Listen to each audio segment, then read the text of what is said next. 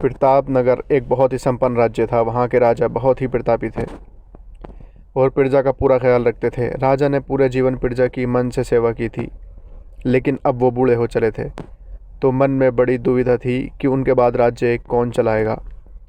राजा साहब के 3 बेटे थे। अब तीनों ने एक ही गुरु, एक ही विद्यालय से शिक्षा ली थी, लेकिन राजा ये निर्णय नहीं कर पा रहे थे कि कौन राज्य के लिए सबसे अच्छा उत्तराधिकारी है।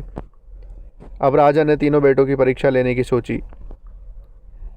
एक दिन राजा ने सुबह सुबह सभी पुत्रों को बुलाया और उन सबको एक बोरी गेहूं देते हुए कहा कि मैं और तुम्हारी माता तीर्थ यात्रा पर जा रहे हैं। हमें वापस आने में 1 वर्ष से भी ज़्यादा लग सकता है। तुम तीनों की ये जिम्मेदारी है कि अपने हिस्से के गेहूं को संभाल के रखना, और जब मैं वापस लौटूं तो तुमको ये गेहूं की बोरी वापस लौटानी है।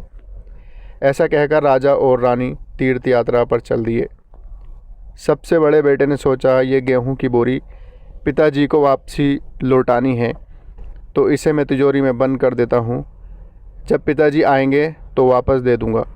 यही सोचकर उसने गेहूं की बोरी तिजोरी में रखवा दी, ताकि एक दाना भी इधर उधर ना हो। दूसरे बेटे ने सोचा कि तिजोरी में तो गेहूं सड़ जाएंगे, मैं इन गेहूं को खेत में डलवा देता हूं, जिससे गेहूं की अच्छी फसल होगी और पिताजी को एक बोरी के बजाय कई बोरियां गेहूं दे सकूंगा। अब उसने ना गेहूं के लिए अच्छा खेत देखा और ना ही अच्छी उपजाऊ ज़मीन देखी और ना ही खेत की घास फूस को साफ़ कराया। बस ऐसे ही एक बंजर ज़मीन पर गेहूं डलवा दिए और कभी उनकी देखभाल करने नहीं आया। उसे लगा कि अब अपने आप फसल आ जाएगी। तीसरा बेटा ज़्यादा समझदार था। उसने अपने मित्रों के साथ मिलकर एक अच्छा खेत देखा जो बहुत उपजाऊ था। फिर उसकी मिट्टी बदलवाई, वहाँ घास फूस की सफाई कराई और फिर विधिनुसार गेहूं के दाने खेत में बो दिए। पूरी लगन और मेहनत से खेत की हिफाजत की। समय पर खाद पानी सब कुछ दिया। साल भर बाद पहली फसल आई। उसने फिर से उसे बोया और फिर अन्न उपजा। खेत खलिहान लहलाने लगा। राजा यही कोई 3 वर्ष बाद वापस आया। तीनों पुत्रों को देखकर बड़ी प्रसन्नता हुई। साथ ही मन में इच्छा थी ये जानने की कि बेटों ने गेहूं के साथ क्या किया। पहले पुत्र ने जैसे ही तिजोरी खोलकर दिखाई, अंदर से बहुत बुरी बदबू आ रही थी। सब कुछ सड़कर खाक हो चुका था।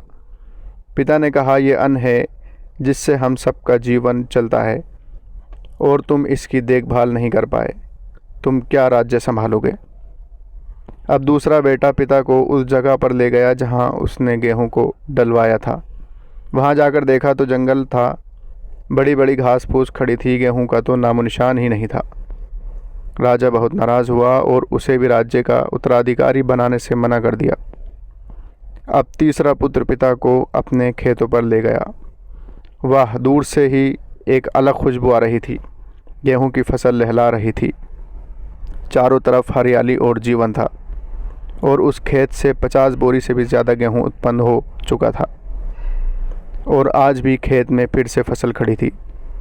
राजा का मन देखकर बहुत प्रसन्न हुआ और राजा ने तीसरे बेटे को अपने राज्य का उत्तराधिकारी बनाने का निर्णय लिया। दोस्तों, उस राजा की तरह भगवान ने भी हमें कुछ गेहूं संभाल के रखने को दिए हैं। वे गेहूं हैं हमारा जीवन, जिसे हम बेकार के कामों में नष्ट कर देते हैं। ईश्वर ने जीवन दिया कि दुनिया का विकास करना, अपने ज्ञान को बढ़ाना और उसे बांटना, लेकिन हम अज्ञानी लोग इस जीवन को सड़ा देते हैं। और अंत में जब ईश्वर पूछता है कि जीवन में क्या किया, तो जवाब होता है शून्य, कुछ नहीं। अपने मन की ज़मीन को साफ़ करिए, उसमें जो घास फूस है वो हटाइए। मन में जो ईर्ष्या, गुस्सा और व्यसनों को हटाइए और अच्छाई के बीज बोइए। फिर ईश्वर आपसे बेहद खुश रहेंगे। धन्यवाद।